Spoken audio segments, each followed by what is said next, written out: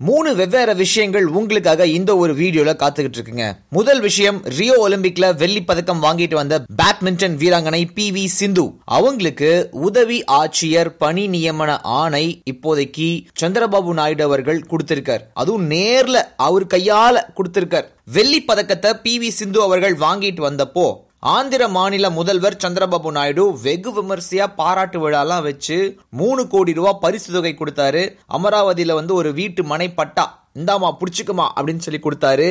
அதுக்கப்புறம் PV சிந்து விரும்பினாங்க அப்படின்னா அவங்களுக்கு உதவி ஆட்சியரா பணியாற்றுறதுக்கு ஒரு வாய்ப்பும் கொடுக்கப்படும் அப்படின்னு சொல்லி இந்த விழால பேசியிருந்தாங்க. இதுக்கப்புறம் PV சிந்து அந்த ஒரு இதை ஏத்துக்கிட்டதன் காரணமாக நேத்து தலைமை செயலகத்துல PV சிந்துவுக்கு அந்த ஒரு பணி நியமன ஆணை கொடுக்கப்பட்டிருக்கு. ரொம்ப சந்தோஷமா இருக்கு. விளையாட்டு வீரர்களை இந்த மாதிரி ஊக்கப்படுத்துறது ரொம்ப ரொம்ப சந்தோஷமா இருக்கு. இதன் மூலமா விளையாட்டுல சாதிக்கிறதுக்கு பல பேர் முன் வருவாங்க அப்படின்னு சொல்லி PV சிந்து பேசியிருக்காங்க. படிச்சு கலெக்டர் ஆகிறது ஒரு பக்கம், பதக்கம் வாங்கி கலெக்டர் ஆகிறது இன்னொரு பக்கம். அதுதாங்க நடந்திருக்கு. இதுக்கு கொஞ்சமும் சம்பந்தமே இல்லாத இன்னொரு விஷயம் குர்கான்ல நடந்திருக்கு. ஹரியானா மாநிலத்துல பெண்களோட கூந்தல் மர்மமான முறையில துண்டிக்கப்படுது.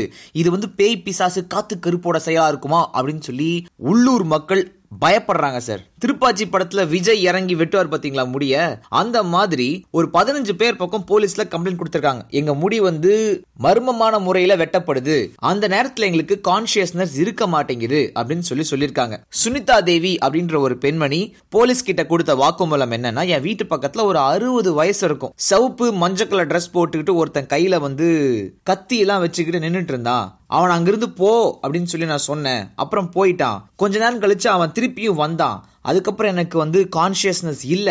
எந்திரிச்சு பார்க்கும்போது என் முடி வெட்டப்பட்டிருக்கு. எனக்கு நியாயம் வேணும் அப்படின்னு சொல்லி போலீஸ்ல அவங்க கேட்டிருக்காங்க.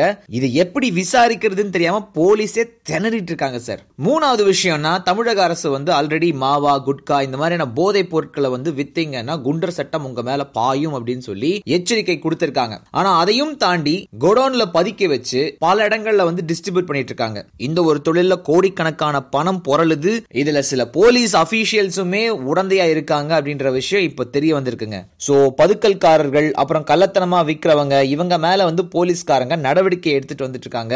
ஜனவரி 1ஆம் தேதியிலிருந்து ஜூலை 28 வரைக்கும் இந்த குட்கா பொருட்கள் வித்தாங்க அப்படின்னு சொல்லி 2844 வழக்குகள் பதியப்பட்டிருக்குது. 2842 பேர் கைது செய்யப்பட்டிருக்காங்க.